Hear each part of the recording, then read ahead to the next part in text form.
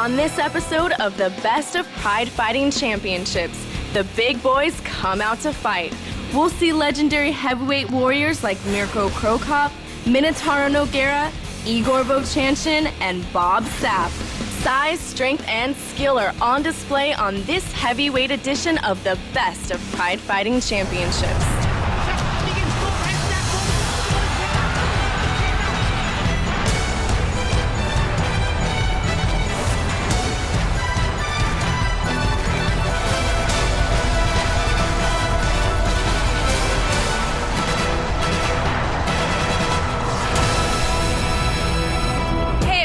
I'm Kenda Perez, and welcome to the Best of Pride Fighting Championships. Mirko was an active member of the Croatian Special Forces when he began his MMA career in 2001. Within a year, he retired from law enforcement to focus full-time on enforcing his will over MMA opponents. With remarkable striking ability, he quickly established himself as one of the most dangerous heavyweight fighters in the world. In our first bout, Krokop faces talented American heavyweight Heath at Pride 26, bad to the bone. This is the first top 10 heavyweight that Mirko Krokop has faced in his undefeated career, and he picked a tough guy in the Texas Crazy Horse, Heath Herring. Here it is, we're on, folks!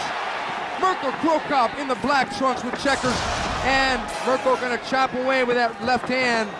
Heath needs to get this fight on the deck. Oh, he's stepping in too fast, I think. Whoa, the kick.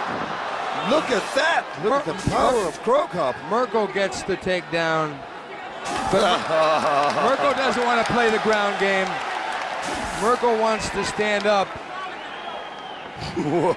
He's got to relax here. Yes.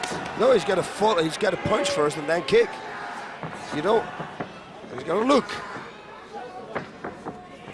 Heath is in tremendous shape, and he shoots in, and Mirko, like a matador, steps to the side. Come up. Whoa. This would be a huge confident builder for Mirko to get inside Heath's head and let him know early that he's got his number. Yeah, but never get too confident. No. Ooh, that right hook was a hard hook, but it was in the air. I said this before the match, and I'll say it again. It's the speed of Mirko Krokop that Heath will have the problem with most. And so far, it's been true. Nice inside low kick. But Heath has got some heavy legs. But you better believe Mirko Krokop does too. Whoa. And this is a heavyweight, can you believe this? Yeah, heavyweights moving like lightweights. And Heath goes for the takedown. Oh, almost. And Mirko is working hard to stay in sprawl position. Beautiful takedown defense from Mirko. He's got to get out of this position. This is not good. This is not good. This is not good. He's got to block it. Why? You see them? Block him. He's got to crawl up now. He's got to crawl up. He's going to try and catch the knee. I don't know. We got 8 minutes left, and Mirko is still in a position where he can do damage. But if Heath pulls back into the guard, he may try and sink this. But Mirko wants to go standing up. That's what he's probably going to do. He's probably going to push himself away, I think. He should block these knees because that's not good. They can cut you too. This is a perfect thing. Whoa! There is some action. It was a great escape by Herring, and Herring back up, but Herring seems to be swinging wild here at the moment. He's got to relax. He's got to relax, or he's got to punch from. Oh! Nice takedown defense. Krokop is Mirko's spiral takedown defense is going to rewrite takedown defense. In the same way Fedor rewrote ground and pound. Look at that. That's athleticism personified. Heath doesn't seem to be getting frustrated yet, but it's only a matter of time before he does. Krokop in total control right now. Liver, it hurt him. It was the liver kick. Boss, the fight is almost over. It's almost over. This is going to be over. Holy Motown. Wow. Mirko Krokop may be the striking wave of the future. He stepped in and he beat a top 10 heavyweight fighter with a ground and pound. A liver kick, I told you. It was kick to the body, and it finished it up. Watch, kick to the body. Look, he's holding. It's all red on the side of Heath. Whoa! If anyone thought that kickboxing did not work in mixed martial arts, it was 3 minutes, 17 seconds of round one. If you didn't think kickboxing worked in mixed martial arts, well, as long as you don't step in the ring with Mirko Cro Cop, you're fine. Yeah, but we've talking about one guy who made the transition to mixed martial arts in such a fast time. He's got phenomenal reflexes. His takedown defense is unreal. You watch, you're gonna see this guy submit people. I'm telling you, I bet you he knows a whole arsenal of submissions. Well, unbelievable. In some ways, he took the opposite route that Quentin Rampage Jackson took, because Quentin started off as a wrestler and learned stand-up fighting. This guy started off as a stand-up fighter. Cro Cop put Herring on the canvas with a devastating liver kick and then finished him with a barrage of punches. Mirko Cro Cop had once again laid down the law. When we return, Brazilian Jiu-Jitsu master Minotauro Nogueira steps into the ring on the best of Pride Fighting Championships.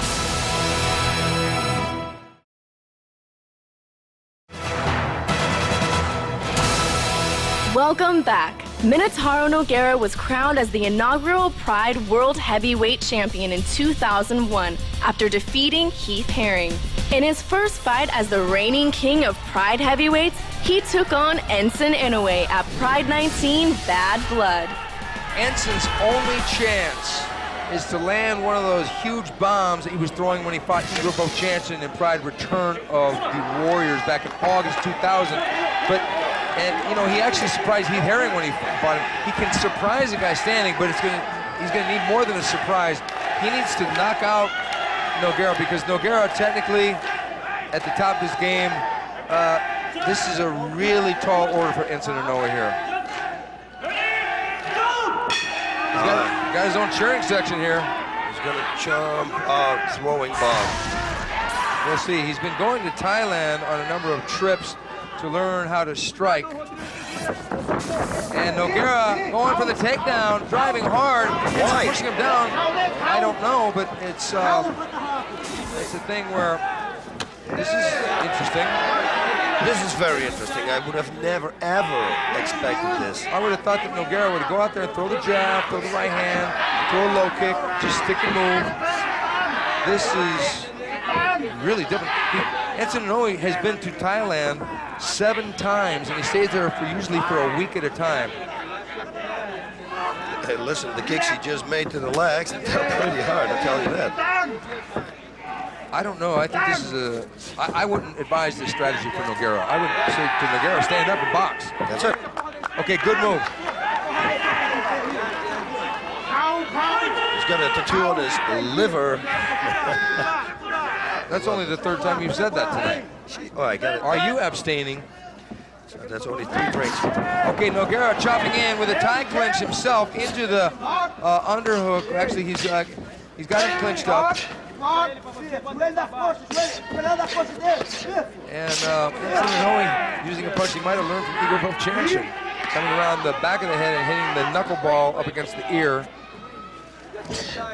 Yeah, this is very strange because Nogueira told us that he has been working on Thai boxing a lot.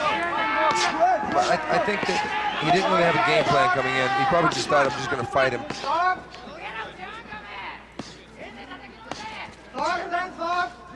But he's actually letting Enson into the fight by doing this.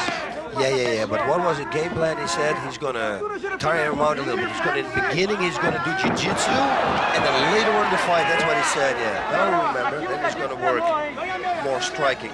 Okay, now, there we pass it. He already passed half that guard. And it looks like, is he going to go for, he's going for the Kimura here. It's a hammerlock. If he gets side mount, this is going to be a really difficult position for Enson Inoue to get out of. Oh my God, Even right now, because he's got his leg over his head, Could be the end. it could be the end. But I don't think it's. Oh, Enson stacking up. He's gonna go for it. This is Gonna get- he's probably gonna have to tap on this. Maybe not. Enson is keeping that arm straight, which the referee's He's got getting to bend. That's right. He's got to bend the arm of Enson, but Enson won't let it. Obviously, otherwise he's got to go for different. Oh, this could be dangerous. because he could go for the arm bar here. And now he's going to go for probably. No. Okay, but he's going to give it up and play the game. Okay, Enson got out of trouble there. Shoulder strike there by Enson.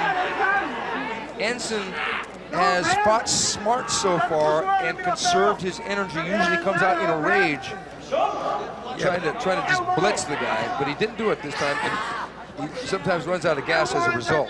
Yeah, people learn from their mistakes. He did it in his last 3 fights. He lost all of them. So he thinks, you know what, let's change strategy. Let's put some more tattoos on it, on me, and go a little bit more Thai boxing. And he's doing a great job right now. Enson said, and I'll quote him, he said, "I'm not supposed to win. I'm going to go out there like a pit bulldog." So far, he's been a very controlled pit bulldog. But now he's starting to unleash. Enson landing the left hand on Nogueira. This would be a colossal upset if he won, if he finished Nogueira. Oh, Nogueira reversing him. Now, this could be very dangerous now. But Nogueira had this position before. Nogueira ate some shots there. He probably said, to hell with that. People at home, don't think that the tattoos make you strong. Don't get that out of my comment, what I said just before, because otherwise I'm going to be somebody who starts a trend. Yep, guillotine coming up. And he doesn't have it because he's got his arm out. He's posting with his left arm. Now he's going to try to hook his arm. No, he looks like it might. Nope. Doesn't have it. Oh, there he goes. He's got it. No, he doesn't. Got the arm in. Nice! Beautiful escape there by Enson Inoue. Now on top. Quite a bit more of a gutsy performance than we even expected from Enson in this fight. But he's fighting in a controlled manner. He is doing very well. 5 minutes into the round. I'm impressed. But oh, there we go for the triangle. Oh, but you see, Enson knows his ground game too. Triangle choke, armbar coming up, and he will know. He's got to get out of there. He's toe hold. He should reverse to the other side. He's got the toe hold because he got his arm locked in there. No, he should have. The right hand should have been on his toes, and not the left hand. Enson landing an upside down reverse knee. Oh no, he's got the shoulder lock. He's got to sit up. He's got to sit up. He's got a shoulder lock. Nogueira's going to sit up now. Oh, this could dislocate. This could be bad. Oh, he gets out.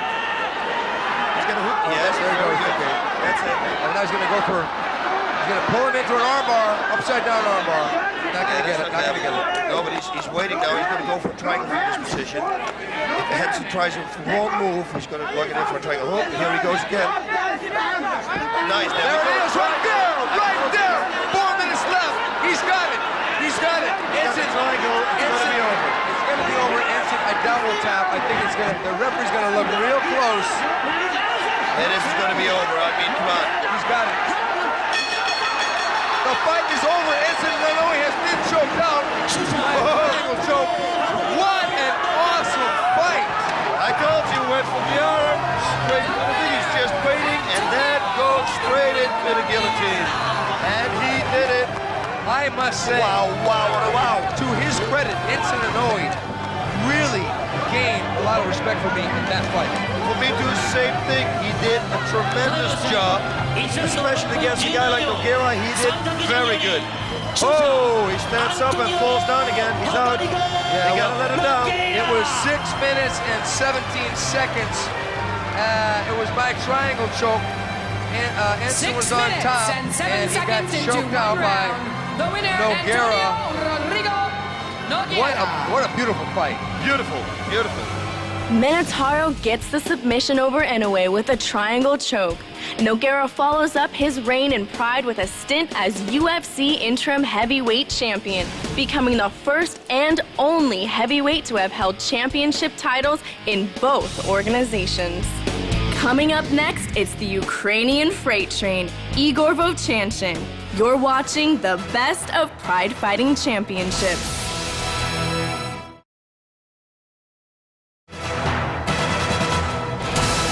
Welcome back. During the late 1990s, ice-cold Igor Vovchanchyn was the dominant heavyweight in mixed martial arts, compiling an amazing 30-fight winning streak. In our next fight, the Ukrainian striker took on Japan's Katsuhisa Shimoji Fujii at Pride Bushido 5. Igor Vovchanchyn is 31, 5'8", 235 pounds, 15, 5-0, and 1 in Pride Fighting Championships.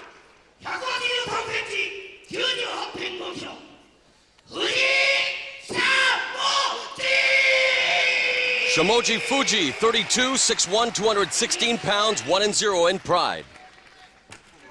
One thing for sure, this is a long time. It's a long time ago that I've seen Igor in this kind of shape. He looks real good, and like I said in the opening, he probably will be in one of the best shapes of his life. So let's see if it paid off. The 8 months rest, training, hard I guess, but 8 months no fighting. Could be a little ring rust there, but let's see. He's coming off a win over Dan the Bull Bobish here in Osaka Castle Hall at Pride 27 back in February. And you're right, boss, he looks in tremendous physical shape. He's been in myriad battles. We talked about it, one of the most active MMA fighters in the world. This is his 22nd appearance in a Pride ring, and they're going through the feeling out process early on. Is Fujii and Vovchanchyn. Fujii comes off a rear naked choke victory over Korea's Kim Jin-oh at Bushido 3. And look at this typical Igor Vovchanchyn style here. He's penning his left hand out all the time to find the distance from the opponent and to see what he can do. There's a left low kick inside. It's all about feeling out, see how much reach the opponent has. Of course, and Vovchanchyn at 5'8" usually has to give up the reach to his opponents because Fujii comes in at 6'1". And you know what, Vovchanchyn, a striker, plain and simple. There is the... Whoa! Nice takedown defense, knees to the head. Good sprawl and takedown defense displayed by Vovchanchyn. Another knee there. I was going to say, you know, with him, knee to the body. You see, is what you get. Yeah. No pageantry, no flash. This guy is just a fighting machine. Yeah, look at the tree trunks here. Oh. Look at that. That left knee was a good knee to the body. He should try it a little bit more. Look at that power. It just pulls him down. Let's not forget he made it to the final of the first Pride Grand Prix held in 2000, losing to the eventual winner, Mark the Hammer Coleman. He's taken on all comers, a virtual who's who in MMA. And regardless of the outcome, has always been in the game, boss. And here he is at Bushido 5 taking on Shimoji Fujii. And you said it, he looks tremendous. Going for the pick there. Now the single leg, no, turning it into a double leg takedown into the butterfly guard. Yep, make sure that he cannot get the full guard on him. Keep it like this, the butterfly guard at least with 1 foot, so he can try to escape it and go for the side mount. And you know, he's well known as a kickboxer, boss, but he's also very accomplished on the ground. He's a great wrestler, and when he has you on the ground, well, it's very hard to get up. Yeah, the punching power, you watch. Those shots to the body are just pads, like little paddings that he gives, but the shots to the head, watch this. Boom, and he explodes to the head. You know, prior to the emergence of guys like Fyodor Emelianenko and Mirko Krokop, I mean, Igor Vovchanchyn was known as MMA's premier striker. Yep, you're absolutely right. And trust me, he didn't lose that. No. Whoa, that's what I mean. Great right hook from the guard. Yep.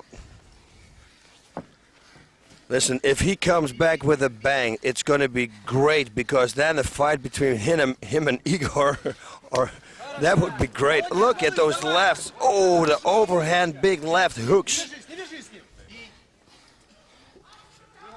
Yeah, I think that's what you meant, boss, was him and Fyodor Emelianenko, because Okay. you're right. No, sorry, that's fine, because we saw, of course, what happened with him and Mirko Krokop, and I think that can happen to anyone. I mean, the power of that kick. But look what he's doing here to Shoji Fujii from within the butterfly guard. And just imagine what would happen if he were to pass the guard and gain full mount. Yeah, Fujii, if I was him, in the butterfly guard, push yourself away from those strikes, man. Don't stay in shooting range. That's how I call him. Look at that power. And let's not forget, get a red Fujii card. is a striker in his own. I mean, is he getting a red card because he's, the getting human hit. punching back here? He should have tried to avoid the punches. He's being docked 10% for being the personal punching bag of Igor Vovchanchyn. But Shoji Fujii, let's not forget, is a pretty good striker in his own right. He's appeared in all kinds of organizations, nice trained right low kick, yes. by Naoya Ogawa. Now let's see what happens as they're both back up on their feet. In the clinch, who's going to get the takedown? Oh, nice right hook. And a left. That is going to be over. There's a right hand that puts there him it to is. canvas. Soccer kicks to the head. This Wow. one is over. Welcome back, ice cold Igor Vovchanchyn. You can't say that again. This is great because this is going to give so many possibilities now in the heavyweight division here at the Pride Fighting Championships. This is just great. You know, a division already rich in talent. Well, Igor Vovchanchyn has just served notice at 4 minutes and 2 seconds of round number 1 that, well, hey guys, don't forget about me. I may be a veteran. I'm only 31 years old, and I still pack some serious power. I told you in the opening, 31 is your strongest age. Ice Cold knocked Fujii out cold, proving that Igor Vovchanchyn was still one of the most dangerous strikers in the world. Coming up, 6'11", 290-pound kickboxing legend Semmy Schilt. This is the best of Pride Fighting Championships.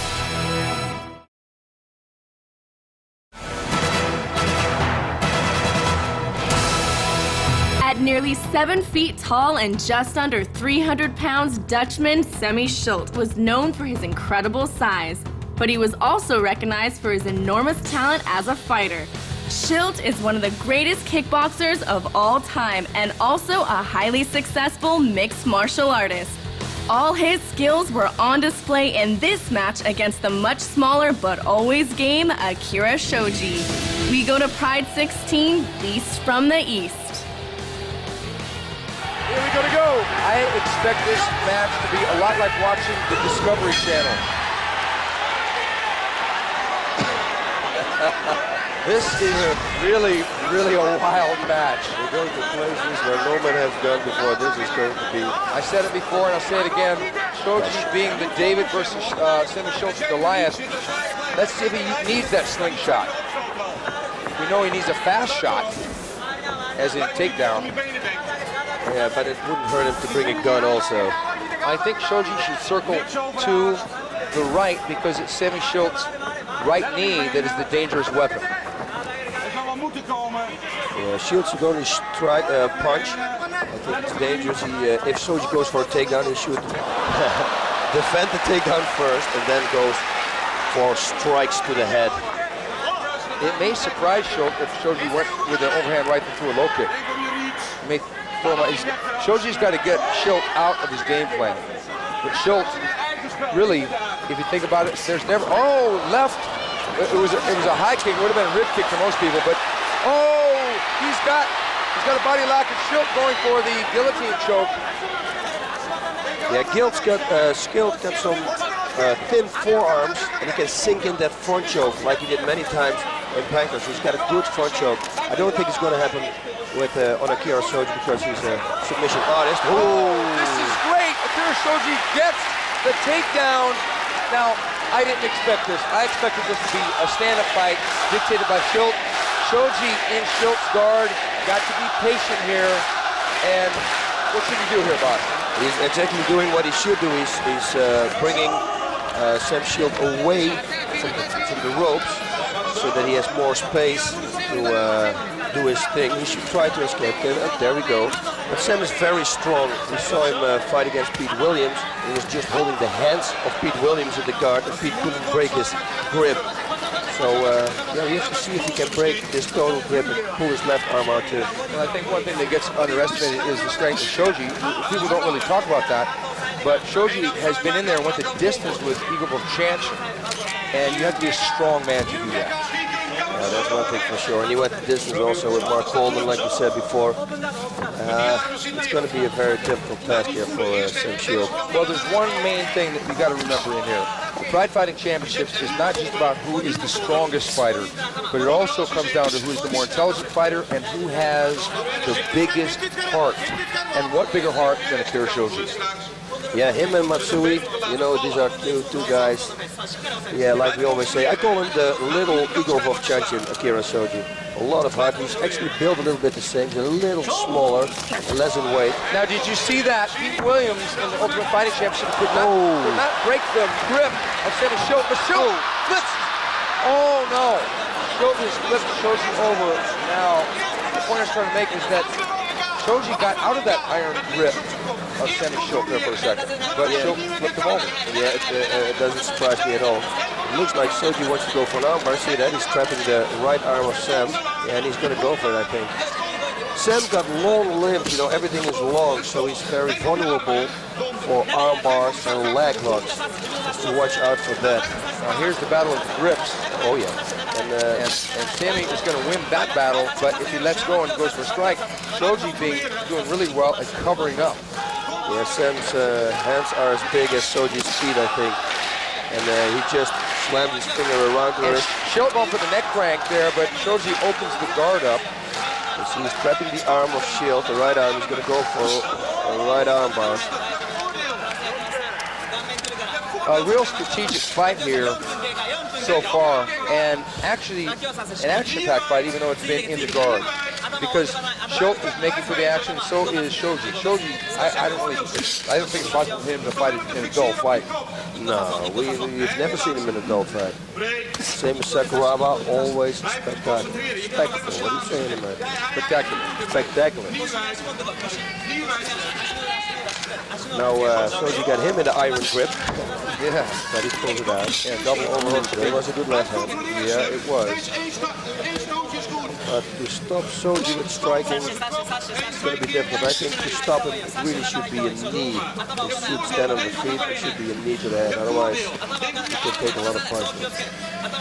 I think one of the things that Schilt might have a problem with is usually he's throwing a knee to someone over 6 feet tall. Shoji being lower, it may be easier for him to bring the knee up, but it may be a problem for him to get the accuracy to get the head because he's so far down. Yeah, maybe it is, but he should visualize his solar plexus or something. Even opponent. Right. So far, Shoji doing a lot more than we may have expected, but Shoji pushing him back, Schilt motioning to him. Shoji probably wants Schilt to engage. Shoji doing the butt scoop here. Oh, Schilt should kick because he's got so much reach. He should try kicking in the head. Yeah, he can kick him in the head. But maybe he's afraid of the leg. Okay, that's actually a good call because Shoji basically was buying time. Now we got to watch out for those knees, as boss said. If Shoji goes for a single leg, he's got to go outside his right side. There's that knee, but it misses. And Shoji trying for a body lock. There's another knee. It lands on the arms and knocks Shoji down. That is some serious power, folks. It hit Shoji on the arms and down he went. Shoji definitely outgunned standing up there. Oh yeah, like I said before, he's got very good control. He's very tall, but he's got very control over his body, which makes him a very dangerous striker. Well, this fight came as a result of 2 injuries. Originally, Igor Vovchanchyn, one of the top heavyweights in the sport from Ukraine, was to fight Semmy Schilt, but he injured his shoulder, and Brad Kohler from the United States was going to fight Shoji. So those 2 gentlemen got injured on short notice, so Shoji decided to take the offer, never back down from a fight, to fight the monster in Semmy Schilt. Yeah, you know, talking about always a fighter, huh? Samurai spirit. He's got the fighter out of him. Step in. Igor Vovchanchyn, at least he has an even weight as Sam Schilt, a little less. and Brett Kohler would have been better for Shoji. I think Shoji looks a little confused. He's really got to. Oh no, that was a hard left knee. Knocked Shoji down. Shoji really has got to use lateral movement when he stands up. Yeah, it's He's what got. he does. If I were him, I would sprint to the right and make Sammy Schilt start to turn. That's the only way he's going to be able to trap the leg. If for him to stand right in front of him like this, he can't do this. He's got to actually move fast as he can. But it looks like Shoji may be carrying a few extra pounds in this fight. Maybe he tried to bulk up. Shoji going for a back kick there. Really not being effective with the kick. Yeah, the reach of Sam's arms are longer than Shoji's legs. Oh, and another knee to the head. And you see he's very accurate with those knees. He's knocked out quite a few fighters with those knees, including Guy Mesger, who he fought in a pancrase fight some years ago. Yeah, he knocked out also Funaki with a liver punch. That was also great. Yeah, Shoji looks tired right here, a little winded. And Sam is known for his stamina. He can go all the way. If Shoji wanted to get an easy win, to get back in the winning streak after picking up 2 losses, this may have been the wrong fight to do that with. Oh, that's the liver shot again, you see it? Oh, Shoji is out. That's it. That's it. It's over. It's over. Shoji has been stopped by the behemoth, Semmy Schilt, with strikes. Wow. It was the liver shot that set it up. Did you see it? Yeah, the liver shot, you saw him crimping a little bit, then the knee to the head again. Yeah, very accurate. Okay, it was 8 minutes, 19 seconds into round 1. The size and skill of Semmy Schilt was too much for the courageous but overmatched Akira Shoji. Coming up next, the Beast Bob Sapp makes his MMA debut on the Best of Pride Fighting Championships.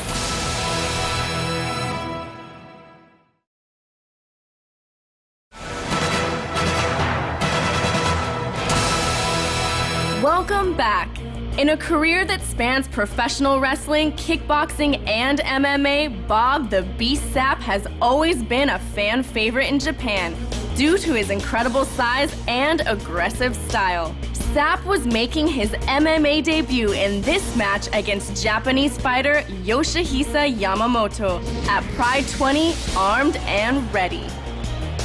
Bob Sapp, he has been training since November of last year with Maurice Smith. He's also got Randy Couture, 2-time UFC champion. So he's got a strong corner, but what will he do? A lot of people think he's going to come out and strike, and Yamamoto's going to want to get this one on the ground. Yeah, I think so too. Maybe also a key thing for Yamamoto could be low kicks, maybe, because he's so big. Yeah, he's got to stick and move right now, and he doesn't want to take the fight. He wants to take the fight to the ground, but he doesn't want to end up on the bottom. That's one thing for sure. And he wants to grab that leg, but Bob Sapp is going to start to punch away on the ropes. Sapp with an uppercut. Look how big Sapp is. Oh, and he's doing a good job here. He doesn't go crazy. He takes his time. The problem for Yamamoto will be, how is he going to hurt this man? Bob Sapp is used to contact. He was in the National Football League for 4 years. He played pro ball from '96 to 2000. He started his... This is going to be over. Bob Sapp is pounding away, and he's holding back because he doesn't want to blow all his energy right away. Because there's the low kick. Yep, if he keeps throwing a low kick, that could be his chance, but you don't want to get hit again. Bob Sapp is doing a real good job right now, but I think he should pressure it and go to try to force a knockout, especially here in the corner. Throw a knee, maybe even. Well, especially since in one of Yamamoto's previous fights in Pride, he was stopped early by Suario Silva with punches, and here he's in the clinch with Bob Sapp, and that's not a good position to be in. I wouldn't be worried about the knees, but the punches. Oh, is he going to throw a knee? He's got to throw a knee. That would be the best thing for the Giant to do right now. Of a big 370-pound guy. Yeah, throwing body shots like that. Body shot, away. Nice. Whoa. Oh, he's beating him up now. He's beating him up now. Bob Sapp wants to save his energy, but he's in total control. How in the world is Yamamoto going to get Bob Sapp on the ground? Yeah, it's not going to happen. The only thing that he can hope for is that Bob Sapp is going to get tired. Bob Sapp should lock him up in this corner right now and try to finish the job there. And Yamamoto goes down. Yamamoto, and he's getting ready to knee to the body by Bob Sapp. Bob Sapp dealing it out. The referee taking a real close look at Yamamoto. Sapp backs up, and Yamamoto is starting to look like a mess in the face. Whoa. Some good stiff. Oh! Not a hit. Big left hand by Sapp. It rocked Yamamoto. Yamamoto keeping his chin down. A smart move. Yeah, I'm telling you, Bob Sapp should throw knees here, and it would be a very smart thing for Yamamoto to do too. Oh! They call the fight. Oh, the fight is over. Bob Sapp has exploded onto the scene with a furious pounding of Nogueira Yamamoto. You know what I'm very impressed with is that he didn't go blind. He did everything perfect. He hit him with a few combinations and then he waited again. Okay, it was 2 minutes, 44 seconds of round number 1. Bob Sapp unleashing a furious barrage of punches. Look at this, here we go. Whoa, there's the uppercut and just pounding away. I mean, Yamamoto, oh, there, it didn't land super clean, but Yamamoto was a beaten man there. Yeah, and they got 370 pounds behind him. The power of Bob Sapp finally overwhelmed Yamamoto, and the Beast earned his first mixed martial arts victory. Coming up next, it's American Tom Erickson versus England's Matt Skelton on the best of Pride Fighting Championships.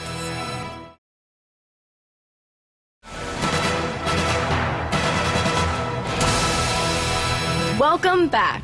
Tom Erickson gained the nickname Big Cat because of his uncanny agility for a big man. He'd won 8 of his first 9 MMA fights, including wins over Kevin Randleman and Gary Goodridge, going into this match against English fighter Matt Skelton. This is Pride 17 Championship Chaos. The Big Cat, Tom Erickson. He's got Gary Goodridge in his corner, Mark Coleman in his corner, Matt Skelton, the K1 fighter. This is Pride versus K1. Special rules in this bout. There will be 3 3-minute rounds, and we will go, if it doesn't end before that allotted time, to an additional 2 3-minute rounds. And this fight will not have any judges. If it goes the distance and does not end in a submission or a KO, it will be an automatic draw. Welcome to the old school, folks. K1 versus Pride, wrestler versus kickboxer. This is a true throwback to the old days. You got to keep his hands up. One thing for sure, high kicks, very dangerous for wrestlers. They are. And Tom is definitely going to try and take Matt down. Matt's going to definitely try and knee him. And there he goes. Oh, he didn't get the double. Oh, yeah! Body slam. What a great turn by Erickson. Crossface and armbar he can do. Oh, now he's got the mount. Oh, no. Bad position for Skelton. You don't want to have Tom Erickson mounted on you. No way. 295 pounds of brutal power right there. Tom Erickson has got a couple knockouts to his credit. He stopped some big men. He stopped Alexander Karamzov in Mars Super Fighting with punches. He knocked out Kevin Randleman. He's going here for a choke. And it might, it's a smothering. He's just smothering. Matt Skelton is he's going to crossface. He's going to go for an over-under choke. Matt Skelton probably new at the ground game and in a world of trouble here with Big Cat Tom Erickson. Yeah, Tom Erickson should crossface. Oh, he's choking. Choking him out. Hand choke. Hand choke to the throat, and that was it. Okay, Big Tom Erickson.